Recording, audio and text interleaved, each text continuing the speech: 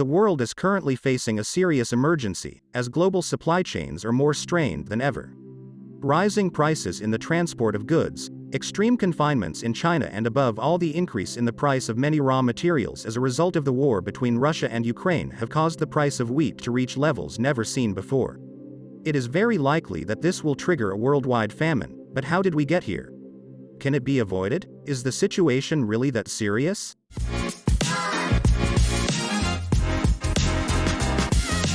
Hello and welcome to the Money Street. 2021 and 2022 are proving to be very tough years for crops. In China, terrible floods delayed the sowing of their cereal crops and ruined a significant part of the harvest. In fact, China itself had warned that this harvest could be the worst in its history, and watch out, because China is the world's largest producer.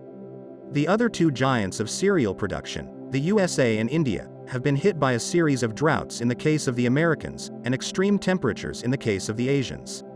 The same has happened to other major exporters such as France, Canada, Argentina, and some African countries. The situation in 2021 suggested that 2022 was going to be a very tough year in terms of harvest. However, the worst was yet to come. On February 24, Russia invaded Ukraine, which immediately pushed up wheat prices and all grain and oil prices in general. Why? The answer is quite simple. Russia and Ukraine export 28% of the wheat traded worldwide, 29% of barley, 15% of corn, and 75% of sunflower oil. This is due to the fact that both countries are home to a significant part of the world's black soils. Black soils are a type of black soil rich in humus, potassium, phosphorus, and microelements that make them superfertile soils. The problem on the Ukrainian side is that much of the black soil on its territory is in the east of the country, where most of the fighting has taken place and where an important part of the harvest has been destroyed, or its fields have been infested with mines or are at risk of being bombed. If we add to this the blockade of Ukraine that Russia is carrying out in the Black Sea, which is costing 160 million euros per day, it is understandable that a large part of the Ukrainian wheat that is mostly exported is not being exported. And if this sounds serious, just wait, because Ukrainian silos are full of feed because of the naval blockade, which may result in this year's surviving harvest not being harvested because it cannot be stored and will eventually be eutropated. There is also worse news. We have already seen last year's crop, which is waiting in silos for the Russian blockade of the country to end. This year's crop is in danger of not being harvested, but next year's crop is in danger of not being planted. Why? Easy. There is a lack of manpower. Most Ukrainian men are mobilized, and farmers are having trouble getting fuel to run their machinery. Not to mention that many fields, as we have said, are destroyed or full of mines. Things are looking pretty bad. On the Russian side, the sanctions imposed by the West are also making it difficult for Russia to sell its wheat abroad. Russian ships are afraid to dock in Western ports, and Russian banks are having problems carrying out international transactions. In addition, the sanctions are also affecting Russian farmers, who used to buy their seeds and pesticides from European Union countries. On top of all this, the Russian government could be using the limitation of its grain exports as a weapon to force the West to ease sanctions on its country. So you know, if the demand for cereals is the same but there is less cereal on the market, what happens? Prices go up. Faced with this shortage situation, countries like India, which continues to suffer the effects of climate change in the form of extreme heat waves, has said that it will suspend wheat exports for the time being, because India has a population of 1.4 billion people to feed. All this is only worsening the crisis and driving up wheat prices, which are currently unchanged. The problem is that India is not an isolated case. 23 other countries have also put limits on exports, so we already have the causes of why there is a lack of food worldwide. Let's review. First, climate change has caused crop problems in the main producers.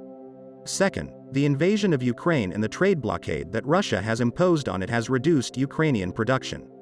Third, Western sanctions have aggravated the situation. And fourth, other producers' limitations on exports are making things even worse.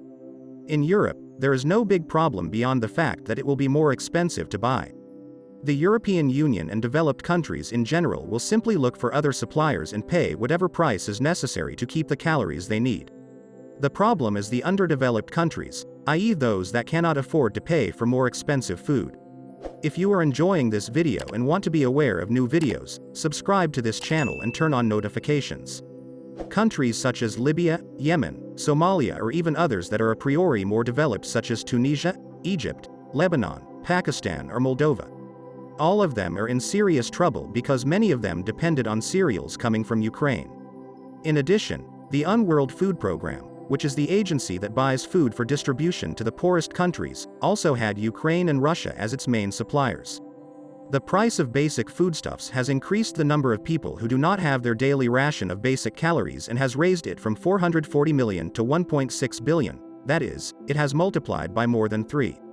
If the situation continues like this, it is inevitable that there will be hundreds of thousands or perhaps millions of extra deaths per year from hunger, and in many countries, especially in the less developed ones, revolts and instability will multiply and could even lead to coups d'état or civil wars. In fact, one of the reasons for the outbreak of the Arab Spring in 2010 was precisely an increase in food prices. For the time being, some countries have enough reserves for a few months, but what will happen when they run out? Perhaps it is a crisis that could have been foreseen, or at least there is one person who saw that something was happening. Specifically, we are talking about Bill Gates, the billionaire and former founder of Microsoft. He has been quietly investing in fertile land all over the United States for years. Bill and Melinda Gates currently own close to 100,000 hectares of arable land in the U.S., an area comparable to that of countries like Bahrain. In fact, no one has as much land as they do in the United States, land that they have been accumulating for the last 25 years. Although if we are fair, nobody is better positioned than the church, because if the 100,000 hectares of Bill and Melinda Gates seem a lot to you, the Catholic Church has 70 million, although not all of them are arable. Faced with such a panorama, we can only ask ourselves one question: can anything be done to avoid this situation? Yes, although it is not easy, it is clear that the best solution is to put an end to the war between Russia and Ukraine. Lifting the blockade of the Black Sea would also help.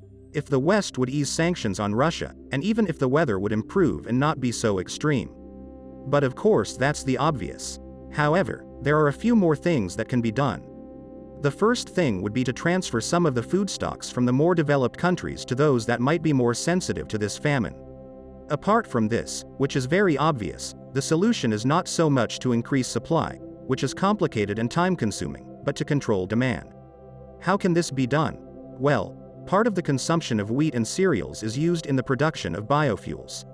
According to studies, the consumption of these foods for the production of biofuels is equivalent to the needs of 1,900 million people. The second way to reduce demand is by placing limits on livestock farming. Just to feed its pigs, China imported 28 million tons of corn, an amount greater than Ukraine's annual production. In fact, in the United States, 1/3 of corn production goes directly to feed livestock, so either livestock farming is limited or substitutes for animal feed are sought. Finally, producing and importing countries should agree and avoid export limitations by producing countries, because when a country stops exporting as a precaution, it unleashes a whole snowball that only contributes to making the situation worse. And you, do you have any other idea to solve this problem? Let us know in the comments. Thanks for watching The Money Street, and don't forget to click the subscribe button for more financial videos.